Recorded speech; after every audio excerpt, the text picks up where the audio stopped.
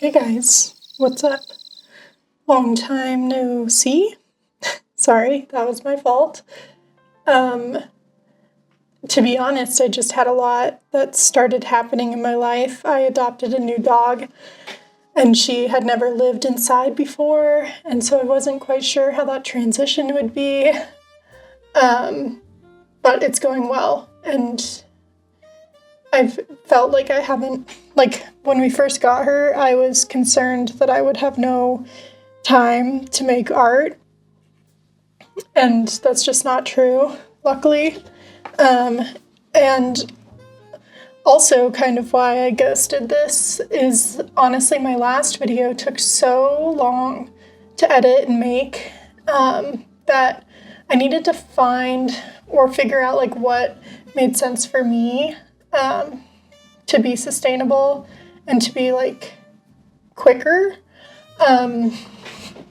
So here I am, I'm back. So I thought I would take you through, I'm just like starting the first pages of a new sketchbook. Can I be honest with you guys? I have never completed a sketchbook in my life, I don't think. I've never been somebody who has like been consistent with drawing and doing it daily or even like, I don't know, I feel like I'd go in spurts. But now for the first time in my life, I am drawing tons daily. That's kind of spread out into a lot of sketchbooks, but I'm proud nonetheless. And I'm actually doing a 100-day challenge right now. So I might make a video about that. But on this first page here, I am just writing ugly things welcome here. And this is something that I got from Mierzwinski. I will tag her Instagram in the description below. She is amazing. I can't say enough good things about her. I have joined her fellow artist group for the past few months and have chatted with her like one-on-one. And I'm going on a retreat with her in October. So great things. And I just feel like every time we have like all these monthly calls for the group, and every time I just leave feeling inspired and good and like human, and sometimes it's not the case. Sometimes I leave some of these courses or like these boot camps that creators put on like just feeling like down about myself and like I need to fit into a certain mold to be successful, and that is not the case with Dylan. So I highly recommend her.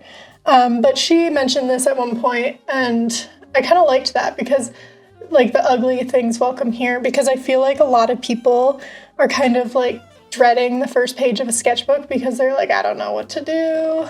But I thought that this was a good way to fill it up. And honestly, I think this first page is not very pretty. I don't want to try and call anybody's work ugly, but including my own, but I think it kind of is. But that's okay. That's the whole point. I've been trying to learn hand lettering, and I feel like when I was a kid, I would have those books that you would learn all these like funky, cool letters from, and I loved those. But I don't know, I'm finding learning the lettering to be challenging. There's a lot that goes into lettering and to make it look good, and I'm not always super patient with myself, but I have a lot of like greeting card ideas that I would like to have some lettering accompanying them.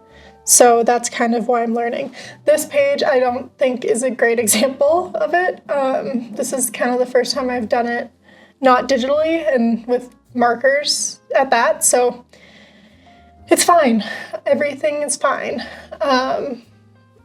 But yeah, I just kind of wanted to talk, I guess, a little bit about like showing work online, and also just this feeling that like people now use their sketchbooks as a way, like basically as a portfolio, as like, this is the most beautiful thing I've ever created. It's perfect. And like, while that's awesome and it's beautiful, that's not exactly how I want it to be. And I want to I don't want to make my sketchbook a place where I feel like I can't make mistakes, where like I feel like I have to show every page of it on the internet, and like maybe I will, but like I've shared on Instagram pages that like literally just have like a rough outline that I did with like a Prismacolor color erase, like erasable colored pencil, and I like didn't finish it. So yeah, I just thought I would kind of like give you some insight into what I'm doing. But I think it's really important. I've been seeing a lot of things coming from a daily practice, and I'm really proud of myself for doing this and like sticking with it. And it's interesting how much like my art and my drive is tied to my mental health, and I guess that's probably not surprising, but sometimes I gotta just push through. And I don't mean like I need to put pressure on myself to make the best thing I've ever done today, but like even if it's just like kind of doing a little bit of a study with your pen or pencil of something that you're interested in, and it's 20 minutes, like that's a step towards progress. So yeah, but I've also been listening to the book Steal Like an Artist, and if you haven't listened to or read that, I would definitely recommend it. I think it's actually 3 books, but I'm listening to the Spotify version where it's all put together. This page, my first spread in the sketchbook, is an idea that I had floating around in my head for a while. I recently was in New York for 3 weeks, just about 3 weeks, and I spent quite a bit of time in Williamsburg for a wedding, and then I also was in like Long Island City, but I went back to Williamsburg some days, and I just, like, obviously New York is such a cool place, but I was just like really drawn to the people in Williamsburg, and I went into this thrift store. I shouldn't even call it a thrift store, a vintage store that was very curated, and nothing was my size, and that's okay, but I loved it. And the people in there were awesome to look at, and like just the people's outfits and like the way people dress in Brooklyn and Williamsburg specifically is so cool to me. So I had this idea of this girl that I had kind of like taken notes on what she was wearing, and then I wanted to kind of do like a fashion sketch, but I didn't want to do like your traditional skin colors at all, and I also wanted to kind of turn pattern, like, or bring pattern into this too, so here I go. For this, I'm using Tombow markers. I have a bunch of Copics as well that I've had a lot of them since college, but I recently got the Tombows. I do really like markers for like getting ideas down quickly and like working on like confident marks, if that makes sense. I also made like a swatch book, and that's another thing that ByDylanM like talks about. But I've basically like made little swatch cards, and then I bought like a ring that opens up, and I hole punched them all, and they all live on the ring, and I hang them on my little wire drawer. So I was able to like, and I mostly do that, which I think it's good to do with anything, but the Tombows especially, like the color that's on the cap is so wrong to the color that's like in the tube, or in the ink that's in the container, I guess, I don't know. So I've like gotten myself in trouble when I've like just gone based on what the tube is, and it's like totally different. So I kind of planned it out, and I grabbed, like, I went through my drawing, and I kind of identified that I needed to highlight some midtones, some darks, and like kind of picked my palette around that. But I didn't want anything to be skin color. So while I was making this, the lips got a little wonky. They're a little more tilted than I intended. And that's fine. That's what a sketchbook's for. And that's what markers are like. You can't really undo them.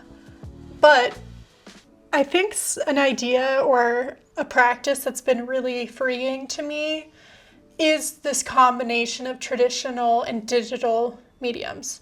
And I think previously, maybe what got me stuck when I wanted to learn how to paint or when I wanted to learn how to be more artistic is that if I made a mistake, I'd just get frustrated and give up, and I'd be like, I'm not perfect.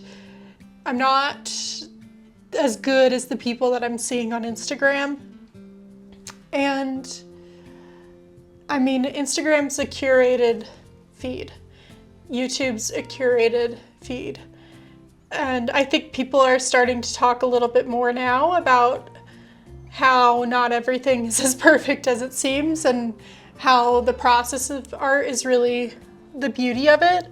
But I think it's cool. Like, I can take this spread and I can, scan it into my computer or take a picture and bring it into Procreate, and I can kind of manipulate it to just clean it up a bit. And it's really freed up my mind and my hand to not be as afraid to make mistakes. And that's something I've been reading a book, or actually I've been listening to the audio version on Spotify of Steal Like an Artist. And if you haven't read that book or listened to it, I would highly recommend it. And one of the concepts he talks about is that,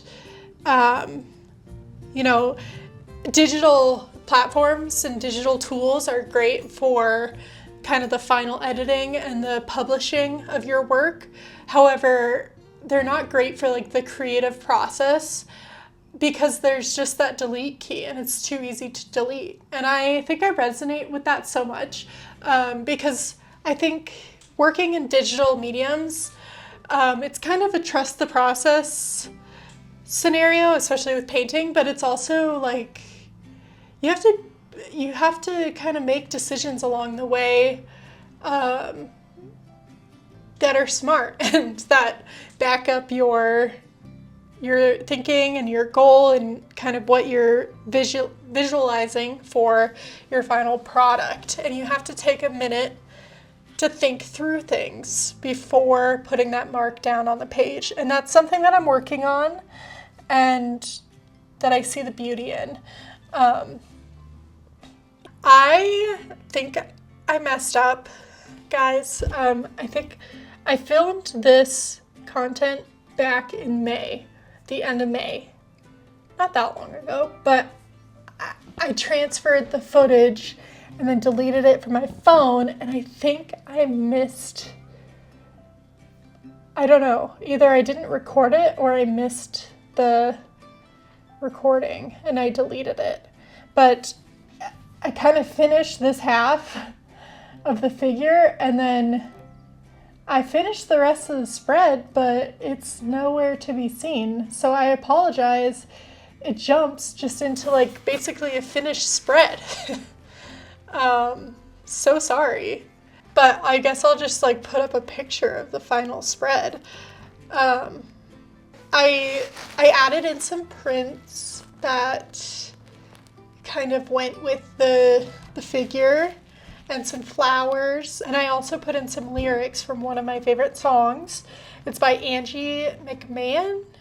The song is called Letting Go, and she says, I've been learning about letting go. It's okay, make mistakes. And she kind of repeats that a lot, and it's a song that has really stuck with me, and it's something that I listen to often because I think it has a really good message. And I hope that you can take that message with you throughout your day and give yourself a little bit of grace, be kind to yourself. Hopefully the next video I will not delete half of my footage. Here's to always trying to get a little bit better. Have a great day. See you in the next video. Bye.